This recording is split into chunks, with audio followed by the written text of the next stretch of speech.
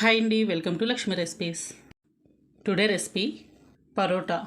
ఈ పరోటాని పొరలుగా చాలా టేస్టీగా, ఈజీగా, ఫ్లఫీగా ఎలా ప్రిపేర్ చేసుకోవాలో ఈ వీడియోలో చూసేద్దాం పదండి. ముందుగా ఒక మిక్సింగ్ బౌల్ తీసుకుని అందులో 1 కప్పు మైదా వేసుకోవాలి.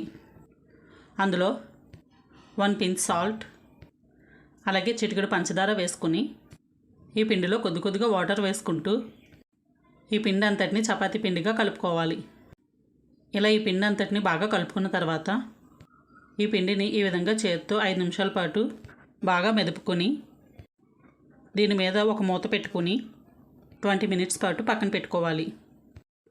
ఇలా 20 మినిట్స్ తర్వాత మూత తీసుకుని ఈ పిండిని మరొకసారి 5 మినిట్స్ పాటు ఈ విధంగా రబ్ చేసుకుని దీన్ని పెద్ద సైజు ఉండలుగా డివైడ్ చేసుకోవాలి. ఇలా డివైడ్ చేసుకున్న ఉండల్ని దీనికి కొద్దిగా ఆయిల్ అప్లై చేసుకుంటూ పల్చగా చపాతీగా ఒత్తుకుని ఇలా అంతా బాగా ఒకసారి ఒత్తుకున్న తర్వాత వీటిని ఒక చాక్ తీసుకుని ఈ చాక్తో ఈ విధంగా కట్ చేసుకోవాలి.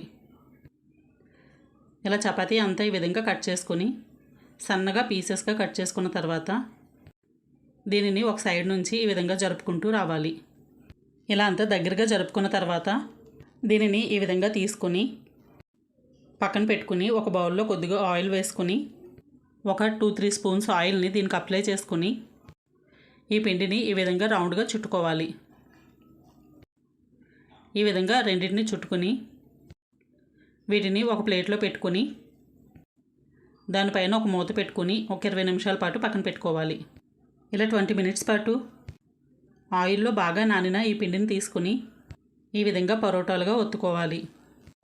మరీ పలచగా కాకుండా దలసరిగా ఒత్తుకున్న తర్వాత స్టవ్ ఆన్ చేసుకుని ఒక ప్యాన్ తీసుకుని అందులో 2 స్పూన్స్ ఆయిల్ వేసుకుని ఆయిల్ బాగా హీట్ అయిన తర్వాత ఈ పరోటాలని ఈ పెనం మీద వేసుకుని ఈ పరోటాలని ఈ విధంగా 2 వైపులు ఎర్రగా కాల్చుకోవాలి. ఇలా కాల్చిన పరోటాలను తీసుకుని ఒక ప్లేట్లో పెట్టుకుని సర్వ్ చేసుకోవాలి. అంతే అండి, చాలా tasty and soft parotta ready. ఈ వీడియో కనుక మీకు నచ్చినట్లయితే లైక్ చేయండి, షేర్ చేయండి, ఛానల్ని సబ్స్క్రైబ్ చేసుకోండి.